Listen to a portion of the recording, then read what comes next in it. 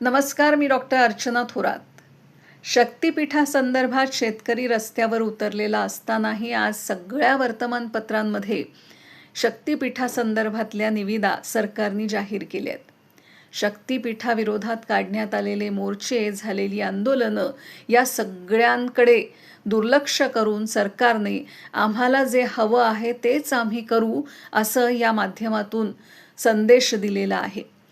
कामेरीसारख्या गावामध्ये शक्तिपीठासंदर्भात एक मोठा मोर्चा काढण्यात आलेला होता. या मोर्चामध्ये सहभागी झालेल्या आणि कवयित्री म्हणून या प्रश्नाकडे एका वेगळ्या दृष्टिकोनातून पाहणाऱ्या कवयित्री सौ भारती जयवंत पाटील यांनी हा तर मुक्तिपीठ या नावानी एक कविता लिहिली आहे. कवितेचं शीर्षक आहे हा तर मुक्तिपीठ. कवयित्री भारती जयवंत पाटील, कामेरी. नका फिरवू बुलडोजर आमच्या मोहरलेल्या स्वप्नांवर. नका फिरवू बुलडोजर आमच्या मोहरलेल्या स्वप्नांवर. हिसकावून नका घेऊ आमच्या ताटातली भाजी भाकर. हिरव्यागार रानात आमच्या तुडुंब भरल्या विहिरी. हिरव्यागार रानात आमच्या तुडुंब भरल्या विहिरी. जेव्हा केली आयुष्यभर काळ्या आईची चाकरी. गरिबांची मने तुडवून नका बांधू महामार्ग.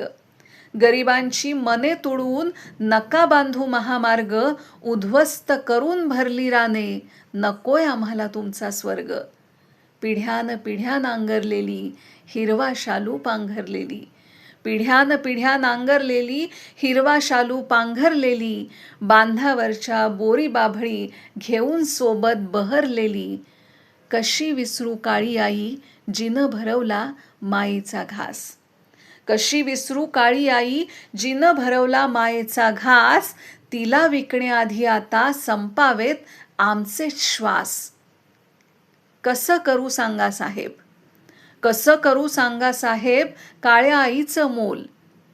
कसं फेडू ऋण तिचं, तिची माया अनमोल. थांबवा तुमची अरेरावी, थांबवा तुमची अरेरावी. थांबवा तुमची दादागिरी. पळता भुईर होईल थोडी जेव्हा रस्त्यात उतरेल शेतकरी. गरिबांचे रक्त प्राशून कसला बांधताय शक्तिपीठ. गरिबांचे रक्त प्राशून कसला बांधताय शक्तिपीठ. आमचं आयुष्य संपवणारा हा तर आहे मुक्तिपीठ. आमचं आयुष्य संपवणारा हा तर आहे मुक्तिपीठ. हा तर आहे मुक्तिपीठ. कवितेचं शीर्षक होतं हा तर आहे मुक्तिपीठ. कवयित्री सौ भारती जयवंत पाटील, कामेरी. सध्या सुरू असणाऱ्या, सध्या ज्वलंत असणाऱ्या या विषयावरची ही कविता आपल्याला कशी वाटली ते मला जरूर कळवा. आणि शक्तिपीठाच्या माध्यमातून आपल्या जमिनी गमावू पाहणाऱ्या प्रत्येक शेतकऱ्यापर्यंत ही कविता जरूर पोचवण्याचा प्रयत्न करा.